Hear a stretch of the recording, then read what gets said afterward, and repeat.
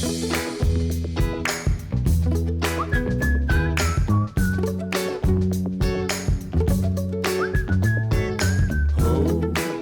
to Storycomic Presents, where we interview amazing storytellers and artists. This is episode 57. I am your host, Barney Smith of storycomic.com, and with us is the award-winning, celebrated author, Van Allen.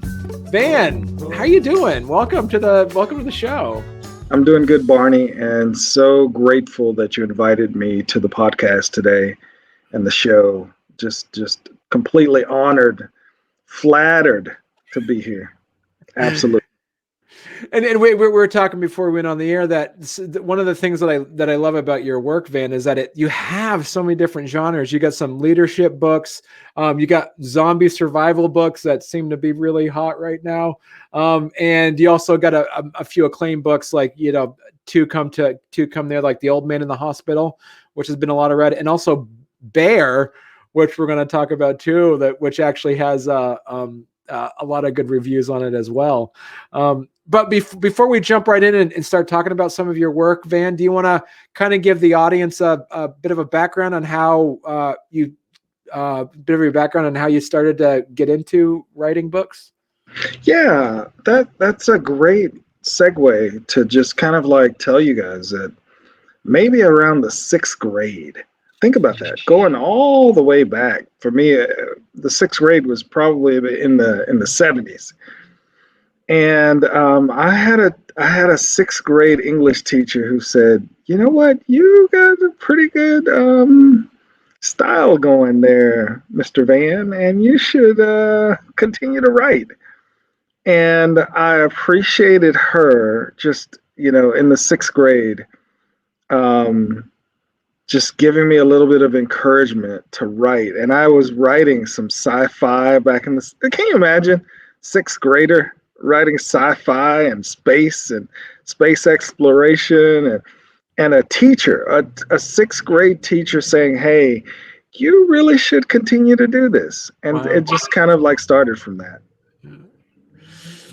And so talk to us a bit about, so when you first started getting into that habit, and so what was and you were in the military, so were you writing while you were in the military? Did you have stories that you were writing out, or some ideas, or was it all kind of blank slate stuff, and then you just started writing about 5 or 6 years ago? How'd that work?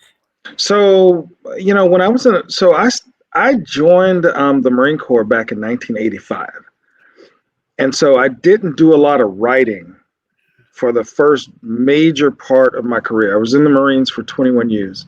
But somewhere around 2000, the year 2000, I found myself being a criminal investigator in the Marine Corps. Oh, wow. And I was traveling across the Southern California desert daily. And that desert is massive. And so you might find yourself in a car driving from one point to the next point for about 4 hours. And I just started to think of myself, I've got to do something. And a lot of times there was no radio signal that you could pick up, so you couldn't listen to the radio even. So I just started, I grabbed a little tape recorder, and if you gave me a minute, I'd pull it out of my little desk drawer back here. I had a tape recorder, and I used that tape recorder for my criminal investigations, but I started to also use it to kind of like record myself as I was in the car, just some story ideas that I was thinking. And one of the first story ideas I had was about,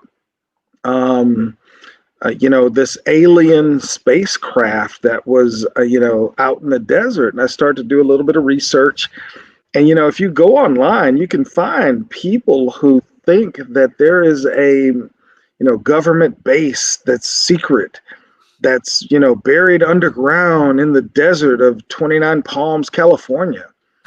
And I found that, back in the 2000s, and I just thought that was so fascinating that there's people who think that there's these, weird things going on with the government. And here we are today with everything that's going on in the world. And it just kind of like magnifies exactly what people are interested in. And I want to say this in the best interest of readers and writers, because that's what we do. We write and we read and we create stories. But what we also are is we're professional liars, are we not? We are professional expert liars. And when we say there's a secret, military base buried underground in Joshua Tree, California, it's a lie. But it's a good lie. It's a good lie, and it's a good story. So you're the first genre you really started to work on was sci-fi then? Was that kind of like your first passion, you started heading in that direction? Oh, absolutely. It just started working in sci-fi, and I want to tell writers, when I did a little bit of research about the writing craft as a writer, I realized that, one of the, and I want to ask you about this, Barney. Yeah. If somebody said, Barney, hey, what's the most profitable genre to write in? Wouldn't you like go back to your statistics and check your charts, and you'd come back and say, well, religious writing is very profitable. And then you might come back and say, well, also romance is super profitable. For me, I don't write romance and I don't really write religion. So I just go with science fiction, and I go with the thing that I had like the most passion about was like the zombie apocalypse. And I just go with that, and it might not be like the top genre that sells, Right. but it is the top genre that I have the most fun with. And you have, according to your website here, you have, is it four zombie outbreak survival books, as you call them? Oh, so there's probably another, if you say 4 that are on that website, Yeah. there's probably another 12 to 13 that are out there on different platforms. Oh, wow. And so I'm so blown away by how popular the zombie genre has been. It has been like, it blew me away. I wrote about zombies because I was just having fun. And it just blew me away how popular that genre could be. Now, for a writer, you say, well, how much money have you made by writing about zombies? I will tell you, well, it has been very modest, but it has been fun every step of the way. Yeah. And so your zombie, is it because they're called zombie outbreak survival? That's the thing. And then the other colon, you have Get It Right or Die, Zombie Hive Incident 83, the definitive test. You have the rules. Is this if someone's interested in this, what's the genre of is this like a story with characters in it, or is it more or less kind of like a fictional how-to guide? What would you describe it as? So that's a great question. So what happened was I watched like every zombie movie you can imagine.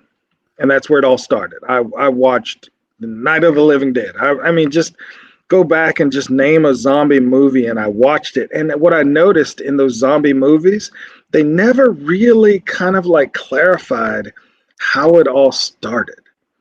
And they never really sort of like made a connection about how, the science of what was going on.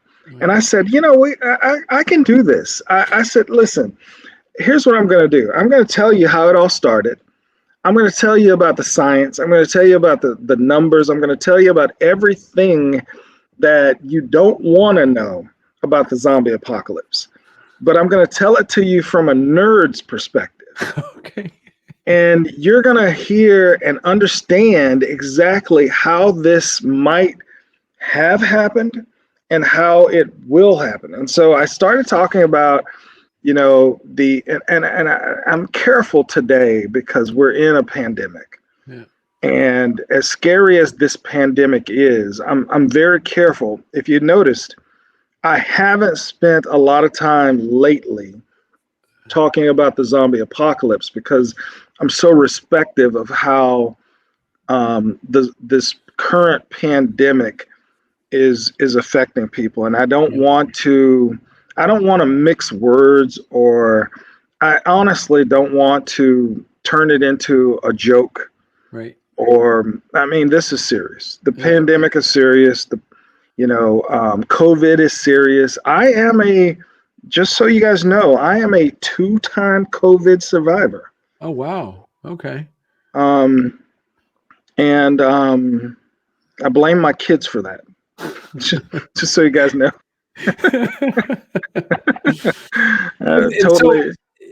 so your zombie outbreaks for it's the same character that's throughout all of them, or is it Captain Van Allen, which is me, in the zombie apocalypse, is if I had to like turn it into a character, there is a character by the name of Captain Van Allen who is trying to tell people that the zombie apocalypse is coming. And you guys are so ill prepared for it. And here's what you need to understand and know to get ready for the zombie apocalypse. And so that's where the zombie outbreak survival goes through. I want to be honest, you know, I don't want to say that I know everything there is to know about zombie outbreak survival, but I've done a lot of research, you know, being in the Marines for 21 years, understanding in the Marine Corps, we actually had Marine Corps training that was sort of like gravitated around a pandemic outbreak. Oh, wow. And so if you look at the movie Contagion, I go back to that movie. That movie Contagion with, you know, who was the big stars in that movie? Was it Matt? And just go check out that movie Contagion, which was sponsored by the CDC. They were trying to let people know about how these outbreaks happen. And the 1918 Spanish flu outbreak was not a fluke. If we're not careful, we're going to find ourselves dealing with a pandemic outbreak pretty soon. And so whenever the politicians tell you nobody saw this coming, I would always tell you that's not true. Right. Everybody who was somebody saw this pandemic coming. And the truth be told, is that this pandemic, COVID, is a small pandemic. We have lost 500,000 people here by the end of February. That's a tragedy on all occasions. But if this were the big one, we'd be talking about 2 to 3 million people, right, versus 500,000. Yeah, in America. Yeah, in America, and globally, we'd be talking about 50 million people to 100 million people globally. Yeah. Now, and if you go back to, I'm always, like I said, I'm a nerd, and I look at the math statistically, and if you look at the math, 500,000 people statistically is almost insignificant. Yeah. But I don't want to say that and dismiss the tragedy of the lives that have been lost. What I want to say is that it is very serious. And what I tried to do with my writing was I tried to highlight, you know, the idea that there are pandemics that are coming in waves as we look at what happens in the world. And if we're not careful, and if people don't take it seriously, it can be much more tragic than it has to be. All we have to do. Go ahead, Barney. I was going to say, have you seen, because of that, have you seen like an increase in any of your readerships for your zombie books or zombie genre in general since the pandemic? Have you seen that increase go down? Yeah, I have seen an increase. And I have been careful. Like I said, I didn't want to play against the current pandemic and offer and write things that kind of made it seem comical or entertaining. And so I've hesitated. So I have not published anything recently related to the zombie apocalypse or the zombie pandemic or even the COVID pandemic. And I'm just waiting for a chance when we get through this that we can all get back to thinking about a pandemic in an entertaining way rather than the real tragedy that it is. I don't want to do that. Right. And speaking about like some levels of escapism there, you have that one book, I think you just did a re-release of Bear. Mm-hmm. Do you want to?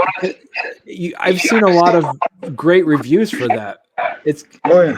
So talk to the audience a bit about Bear. This is like it's a good talk about escapism. This is something that you're not normally see if you're in quarantine inside your house. So it is actually kind of like a completely different shift. So do you want to tell people about Bear?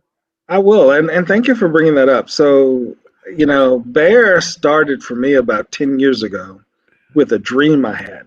Mm-hmm.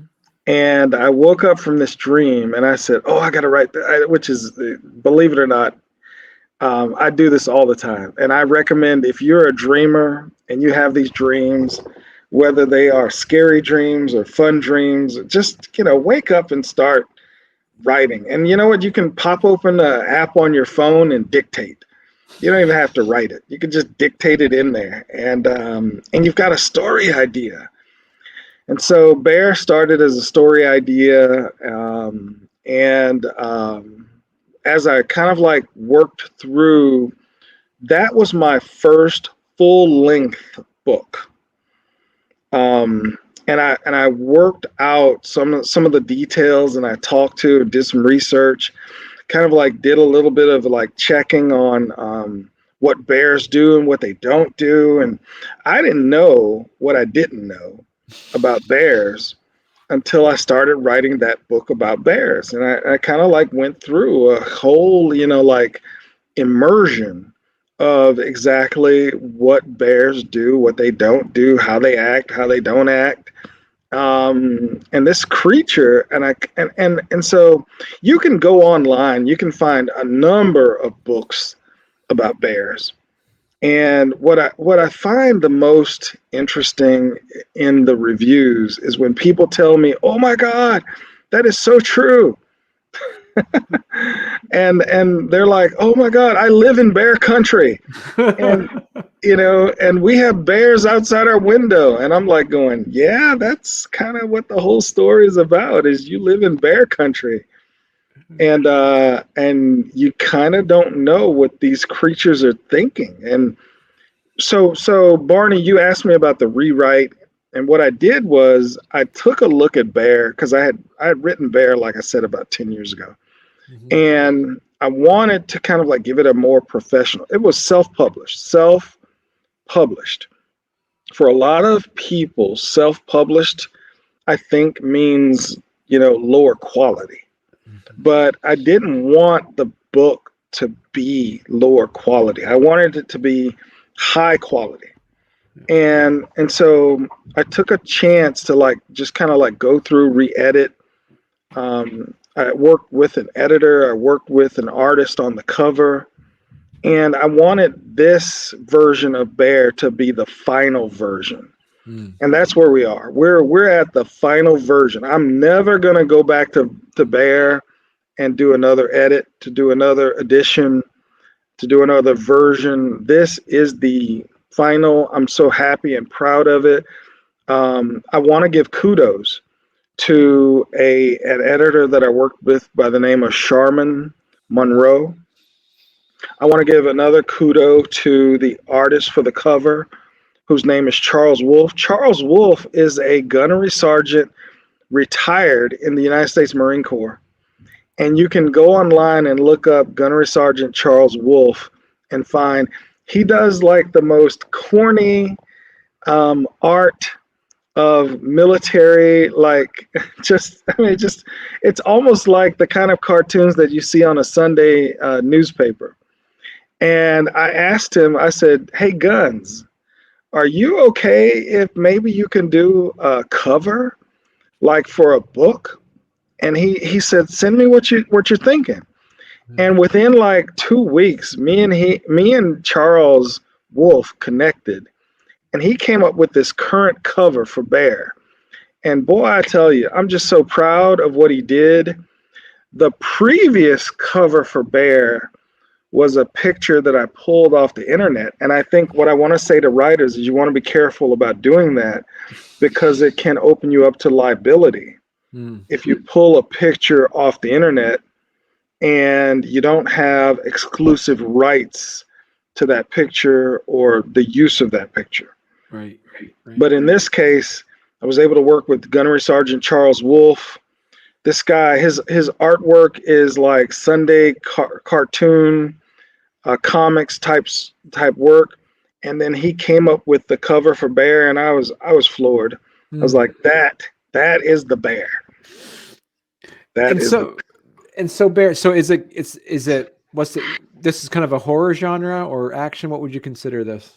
I would consider this horror. And I always ask that question. When we talk about horror, I want to talk about just real quick about horror. Horror can form in many different, facets. When you look at something like Saw is pretty horrific. Right. Or a story about, like, say, for instance, Clarice and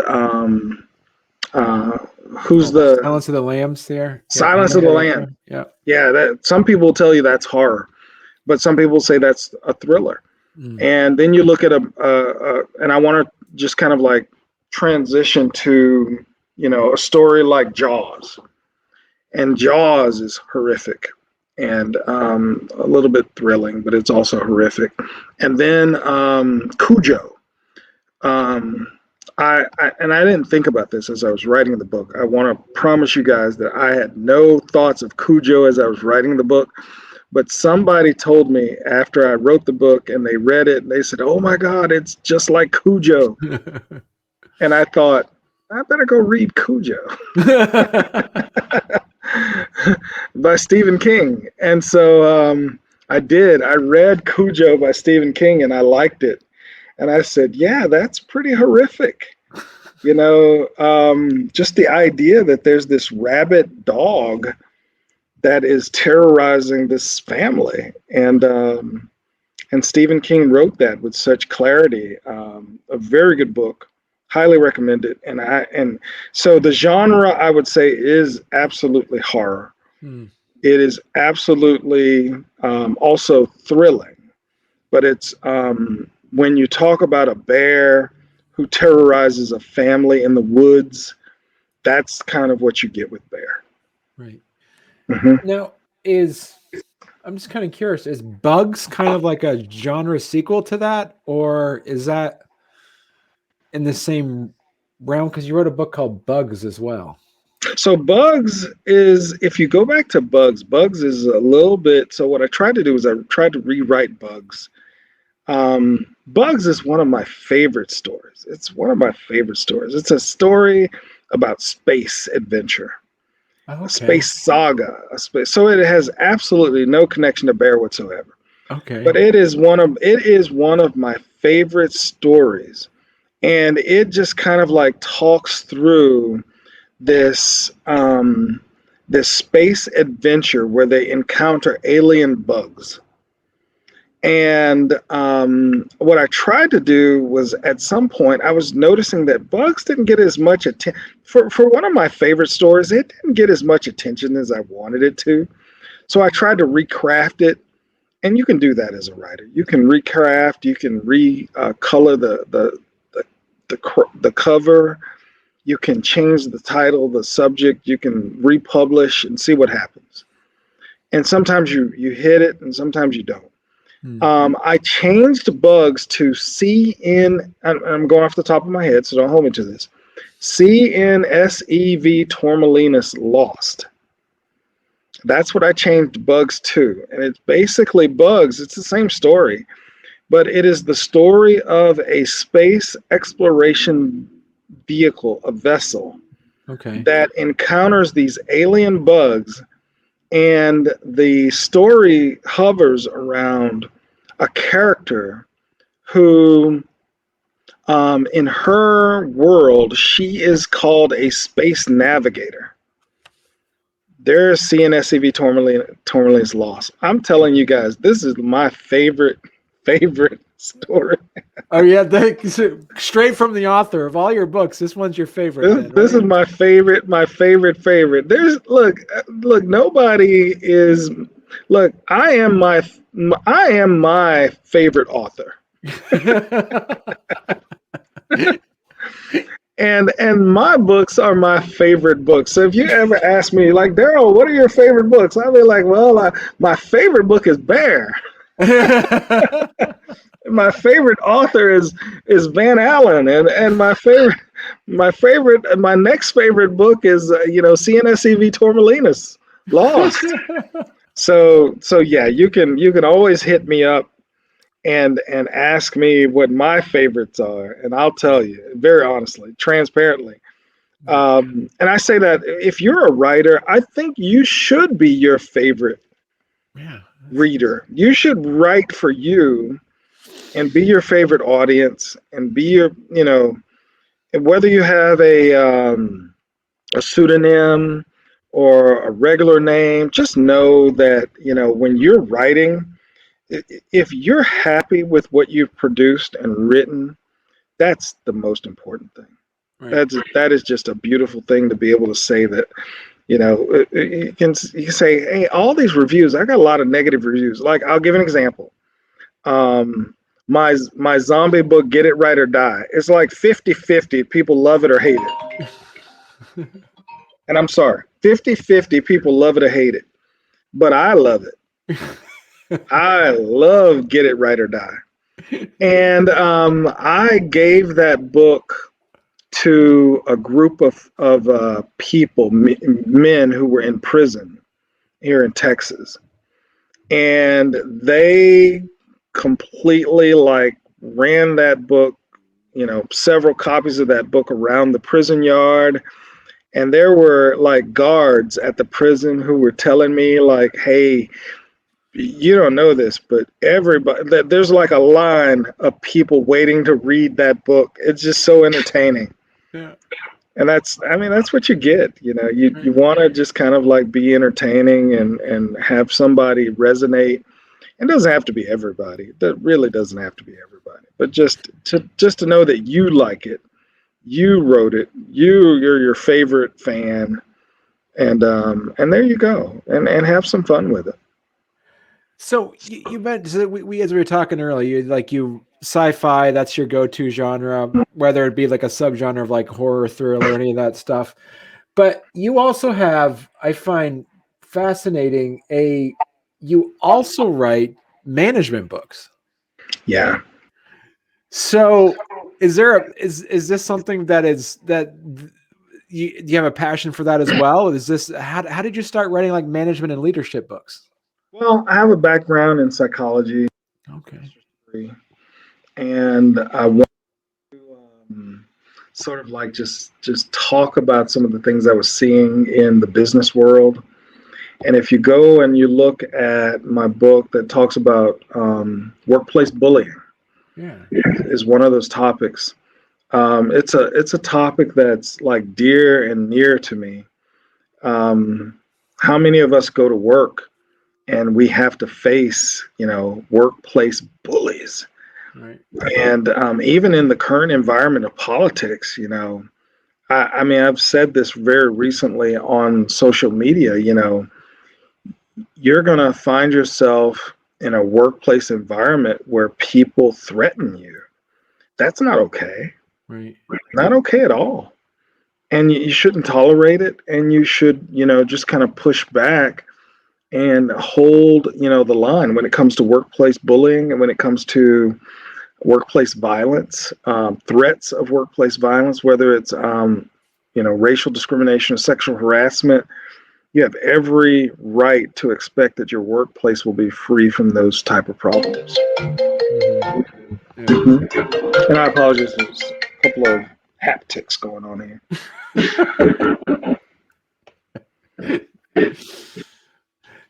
But I'm such a fan of just sharing some ideas about workplace bullying, about workplace violence, about how we kind of like navigate that, especially in the current environment of what we've seen, with, storming the Capitol and things like that and the politics. So very important for me to kind of like think through that. And I might actually write some more ideas about that if I get a chance.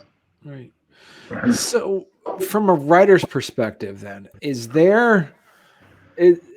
when you design and when you write your books, whether it be the sci-fi or thriller books, do you ever take any idealized versions of people that would be responding to your management books as like idealized characters? Like, how much of the psychology do you put into your characters based off of your leadership books for your sci-fi books?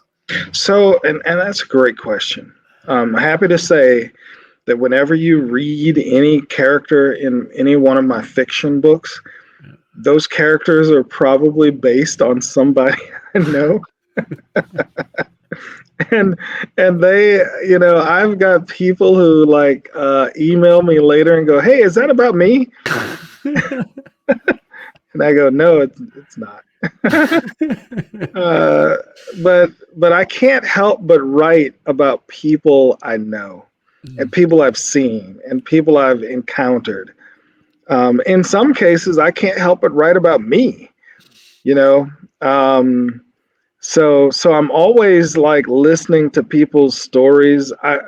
So one of the things I do is whenever I meet people or I work with people or talk to people, I'm so just kind of like in tune to what their story is, what their background is, where they're from, what have they seen in life, and I kind of start an interview, and it's an informal, impromptu interview, and I start just like we're having this conversation right now. I start to ask them, where are you from? What did you do? And where did you pick that up? And what's your background? And what I feel like is that when I start to write these characters, like if you go through the book Bear, or if you go through the zombie apocalypse books, or even, the books like Workplace Bullying, you're going to see layers of people that I have met over years that I have kind of like understood where they're from, what they did, what they think. And I try to like layer them into the story. And I would tell writers you have to be careful about that, because you don't want to, you don't want to write about your mom and she's still alive. And I've told my mom is still alive, by the way. And I've told her as soon as she dies, I'm writing a whole bunch of books about her. She's not going to want to read. She's not going to like any of them. She's not gonna like not one of them. So what about, I guess my question, because of these two very distinct and separate genres, is that you have obviously we can tell the differences between the genres of one as being a management, but what would you say as the writer of both of these, what are the similarities that you've seen in writing like management books and fiction books? For me, writing is kind of like a process. I mean, Barney, I'll tell you, I have a full-time job. And so I'm pretty busy with that. I'm pretty busy with my kids, pretty busy with me. And so what I often try to do is just in the moment, if I feel a story bubbling and it just kind of bubbles, it simmers a little bit and it kind of bubbles up and it bubbles up and it bubbles up. At some point, I've got to write it. And that's what I do. And it doesn't flow with, where you're a sci-fi writer or you're a horror writer, right, or you need to write the next story about Bear. By the way, there will be a Bear 2, by the way. Oh, really? Okay. Mm-hmm. This is an exclusive then. This is the first announced, right? Is this a Yes. Yeah, okay. Yes. I've already, inside this brain is the entire story of Bear 2. And so, but there's also going to be additional zombie stories. And even when I kind of like wrote, like I said, Zombie Outbreak Survival, Get It Right or Die. Think about that title, Get It Right or Die. Yeah. that was all about how when you watch a zombie movie like Night of the Living Dead, they don't get it right. They don't get it right. And like the girl who is running around in the zombie apocalypse with a tank top and short shorts, and and you're like going, you can't be running around in the zombie apocalypse dressed like that. They don't get it right. And then they just the idea that somebody is going to like take a baseball bat and just start smacking zombies. You know how hard that is? Like, that's not easy.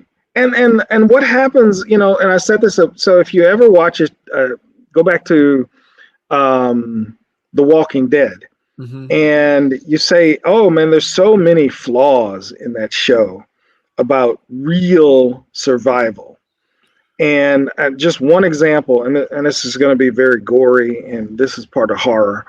When the guy takes a baseball bat and he just starts smacking zombies with his baseball bat, he just smack, and all that splatter is going everywhere. Every bit of that splatter is contaminating. Yeah, that's right. Yeah, they're like, you're catching what's made them zombies. Yeah, you're not gonna survive. All right, so, and I'm sitting here going, you can't do that. So part of what I wrote was about how, in the movies, we kind of like talk about zombie apocalypse survival because of the entertainment value, right? But we never really get into the real attitudes about survival, and the zombie apocalypse, and not only the zombie apocalypse, but pure pandemic survival. Right. And I've said this, and I said, I can't get people in a pandemic to wash their hands. All right, so how are you going to get people in a zombie apocalypse to wash their hands? Yeah, it's a good point. Yeah. So when you write this stuff, so what is your what would be some tips that, like, as you've been writing now for well over a decade, what are some tricks and procedures or things that you've done now that you wish you knew like 10 years ago? Oh, great question. I want to be committed to the research when you write a story. And if you're going to write a story about bugs, research bugs. And if you're going to write a story about bears, research bears. And don't take it for granted that you can't layer. And this is, I think somebody read one of my books and she called it the fourth wall. I'm careful to use that because I'm not sure I completely get what she meant. But what I think she meant is that how you layer in facts and truth and research into fiction, that makes the fiction a whole lot more real. And you can kind of like, you can develop a story. Let's say you're writing a story about an alien invasion, and they're gonna come here to Earth and they're gonna take over parts of the government. It would help you when you write that story to make sure you understand the branches of the government, the Constitution, the legal arguments of the government.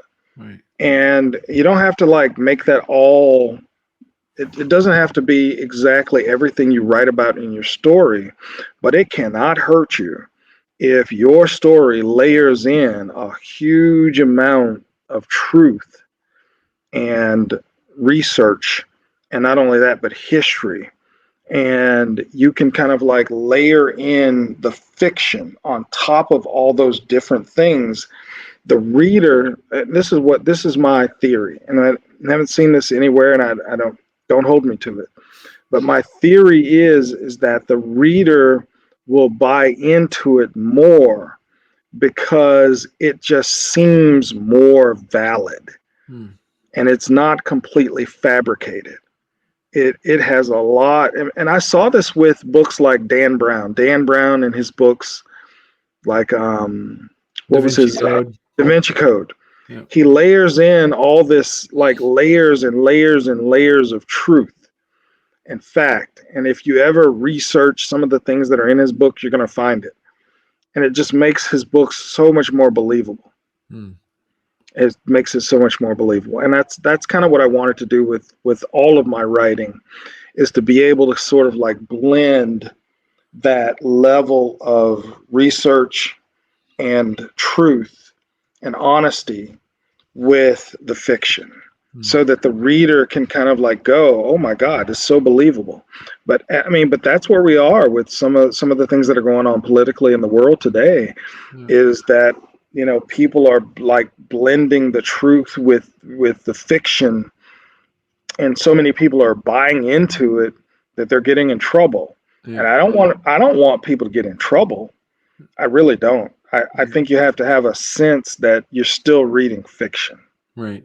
And so, you know, with that, do you find it easier or harder to write a story that is, I guess, um, uh, uh, more fabulous in a way, like spaceships or you know, or issues of like of zombie apocalypse? What would you, or bear? Which ones do you find actually that you're trying to be more specific uh, on the research? So my zombie writing is always much more precise and specific on the research. Hmm. Space and science fiction gives me a little bit more freedom to just kind of like write and not stick to anything more than I've seen, like with either Star Trek or Star Wars. And I can kind of like go. It's just, so whenever I write science fiction and space, it's fun, Yeah. and I don't have to be so driven by, you know, the science. Now I can create things. I can talk about warp speed, and you know, warp speed is completely fabricated. But I can talk about that without having to like layer in, you know, the definition of warp speed. But when I write about, you know, bear, or when I write about bugs, I kind of and so, and I want to say this. There's another bug story coming out. My daughter wrote a story about bugs when she was in the third grade, Okay. and she gave me her 3-page story and told me she wanted me to make it into a book. Now, now that was almost 15 years ago. I still haven't written her story, so I've got to write that story. But as writing that story, I've got to do a lot of research about bugs. Yeah. You know, when you talk about, you know, a spider an arachnid. It's not an insect. Right. You know, scorpion. A scorpion is an arachnid. Yeah. Did you know that? And you kind of have to like look at all the different information that you've got to know. And I'm sitting here going, you know, just as an example, I'm telling you how much research I've done about bugs. Centipedes. Did you know that centipedes always have an odd number pair of legs? Okay. Huh. You don't know that. Right. Who knows that? A centipede can have 7 pairs of legs, 9 pairs of legs, 11 pairs of legs. It cannot have 8 pairs of legs Wow. or 4 pairs of legs. And in the insect world, a centipede is one of the few insects that has more than 6 legs. Huh. And you're sitting there going,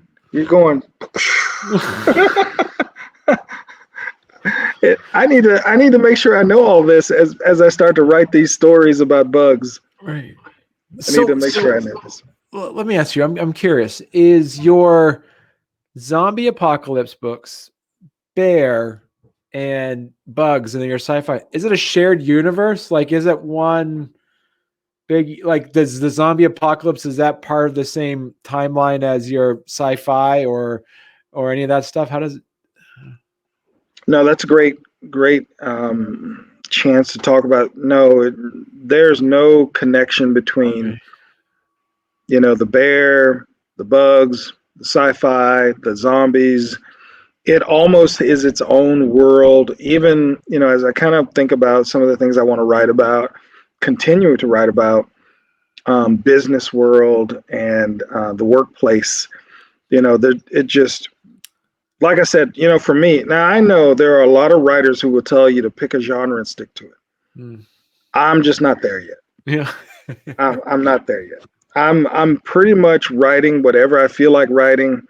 And like I said, as some idea starts and it kind of bubbles up, and it bubbles up, and it bubbles up, and I got to write it. Yeah. And for the most part, it could be anything. It really could be anything. It could be anything. Mostly, it's probably going to be about aliens and sci-fi. Yeah. And if any writers are out there listening, you say, well, what's the most money making genre on the planet? I would say religion and romance, both of which I don't write. Will you ever have like a mashup book of like aliens versus zombies? Has that ever happened before? Well, that is a great idea. I haven't even thought about that. Aliens and zombies, and man, now I'm thinking. Yeah, now I'm thinking. You got me thinking, Barney. Don't be surprised. Look, I'm trying to be cool. Trying to be cool, Barney.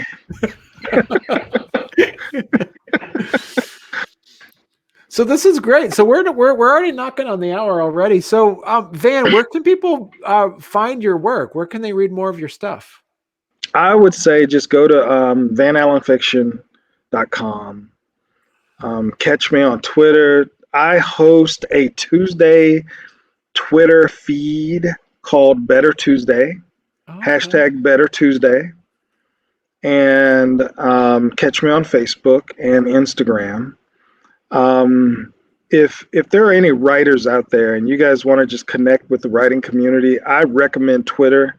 I recommend my hashtag. It's hashtag better, BETTER Tuesday. Tuesday. That's the number 2 SDAY. Better Tuesday. Right here on your page, right? Okay. Yeah. Oh, yeah. Right there. And so I would want you guys to just kind of like communicate and connect with other writers and readers. And there's a huge like flow of people that go in and out of Better Tuesday on Twitter. On Facebook, I try to stay grounded because my family has told me that they want to know more about me and my kids. And so you'll see on Facebook where I've got pictures of me and pictures of the kids, and I talk about some of the funny things they say. My kids are the funniest kids. Even when I tested positive for COVID, my son, he's 16. He comes to me and he goes, "So, Dad, are you going to die?" Oh, jeez. I go, Ashton, I don't think I'm going to die. He says, "Well, if you die, can I have your motorcycle?" Oh, jeez. I go, you need to leave this room right now. And so I've told my family that I would add a little bit more family humor to my Facebook. Right. But so Twitter is all about writing. Facebook is about writing as well, but it has a little bit more kind of family stuff in there because there's people in my family who go, "You never talk about your kids." And I go, "All right, I'm going to talk about these crazy kids." Well, great. Well, thanks a lot, Van. And so next time you have something coming out, always come back if you have any other books that you want to talk about or any other writings that you have. No, I will. Hey, this has been very encouraging. I'm so inspired that, as I kind of like think about this, I got to get busy. I got to get back to work. Yeah. Back to the drawing table.